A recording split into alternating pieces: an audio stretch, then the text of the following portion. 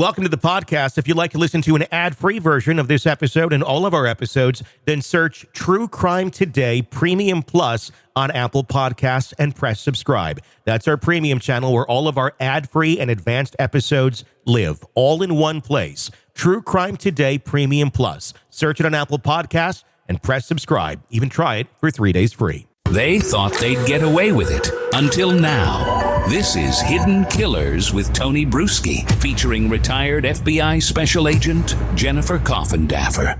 We know that Diddy right now is in a fairly, sectioned off part of the jail there in New York City. Sam Bankman-Fried, supposedly one of his cellmates at this point in time.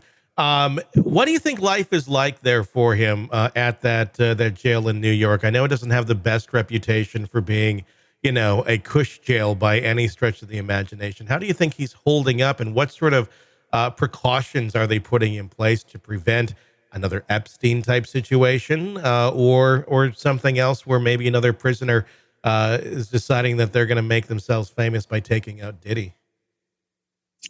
Yeah, this is such a great question. First of all, I want to just describe these cells that they're in. I don't know the exact dimensions of his, but typically they're about 9 by 12 feet. I mean, they're very small. Picture bunk on top of bunk, sort of, where you can barely sit up. Mm-hmm. Picture these mattresses that are, mattresses is loose termed, right? Very thin, typically very difficult to sleep on. A toilet, if you will, that is silver and very cold, very uncomfortable. Again, a sink that would be, again, very small, and just the entirety of the situation is just claustrophobic. I've been in these cells. It's really small, especially because you're sharing it with another. He's confined for 23 hours a day. Just imagine yourself in that setting for 23 hours a day. It's a lot.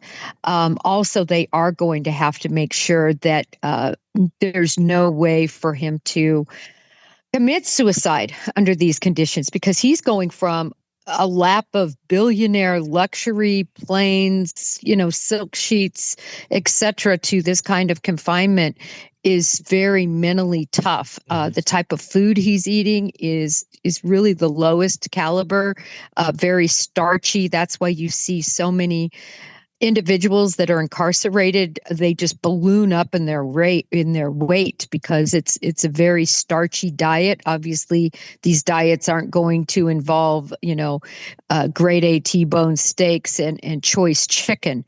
So, people balloon up in their weight.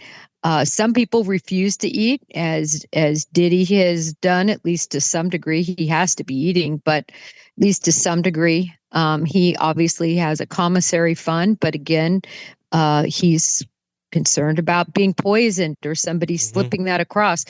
Who wouldn't want to be famous that are already in a criminal stature of facing charges to be the one that could be said, eye off Diddy?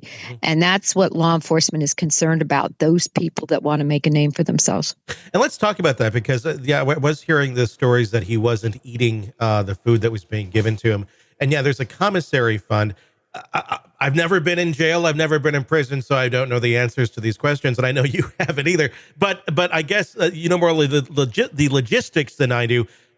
He has a lot of money. So is his commissary fund like he could pretty much buy the commissary if he wanted to, or do they limit like how much can be in a commissary fund at any given time to prevent something like that from happening with someone like this that has been arrested and is in custody? They're limited. They're limited for a lot of reasons. You can imagine the bargaining tool or chip you would have if, say, you did own the commissary. All of a sudden, you'd become the commissary, and you would have so much control over these, the inmates that you're incarcerated with. So there's definite limits that are put in place to keep everything fair. and a very limited choice. Although I think it's broader, certainly in certain jails. I don't know his. I actually did read a little bit about his options, and I think the commissary is pretty broad there in New York, much broader than people might think. In other words, it's not just sweet pop tarts and Butterfingers. I think there's much more than that to choose from. But nevertheless, there's somebody that, people are around the commissary. And I think he's worried about somebody planting a poisonous something that could be disseminated to him. Mhm. And I think he has great reason for concern. If I were Diddy, I would feel the exact same way. Certainly, they're going to be keeping a close watch on him, a suicide watch, not because there's any belief that he's going to commit suicide, but they just can't have that on their hands as far as an institution. Well, it happened to Epstein, but so I wouldn't be that shocked if it happens to Diddy as well. Happens meaning maybe he does not the one behind it. But the question I would have here is, do you think he's capable of ending his own life? I mean, it's rare for a narcissist to do that, especially as a grandiose one like he is, and to the level that he is. But there is such a thing as narcissistic collapse. And that's basically where the walls have completely closed in on you, which is truly what's happening here. And they just realize there's no way out. There's no way out anymore. And with 120 new allegations, many from minors, if he has any semblance of understanding that this stuff is real, and assuming he did these things or participated and was aware that he participated in these sort of things, he's got to know this is the end of the road. Well, it's interesting. I think that individuals who decide to take their life, they're not thinking clearly at all. They're not thinking about anything else other than the fact that they're desperate and they have no hope, and the pain that they're suffering, they see no other way to end that pain other than to end their lives. I think, generally speaking, on that topic. So really, anyone is capable that would be in these horrible conditions that he's in, especially when you consider where he came from. But Diddy's a tough cookie, I think, too. He's been in the thug life. That is no secret. And so he's probably a tougher nut than a Epstein. Yeah, I would think so. It's just there's a lot of people out there, as we're learning more and more about these allegations. We don't have any names as of this recording yet.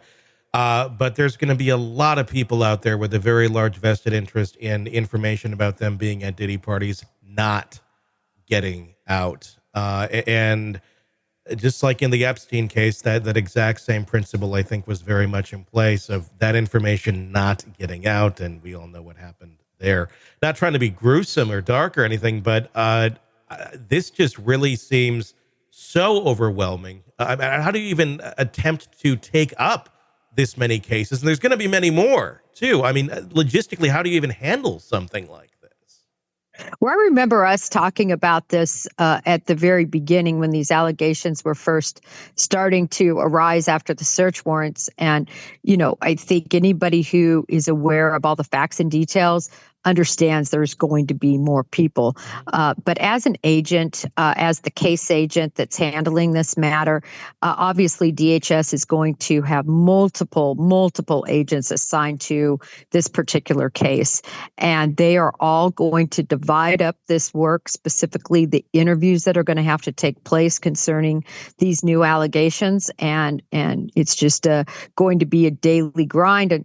And something that they're going to be, I think, working pretty expeditiously at. The reason is you never know what's going to happen in terms of this trial. Will speedy trial be waived? I don't think it's waived right now. So they're on the hurry right now to gather all the information that exists against Diddy. Do you think it's going to be a trial that happens fairly soon? Is that in the interest of Diddy to try and get that going? Just so they can't just sit here and wait and more will accumulate. I mean, obviously more will continue to accumulate, which will just in turn end up in another trial at some point. But what is in Diddy's best interest right now? Is it to get this into court as quickly as possible?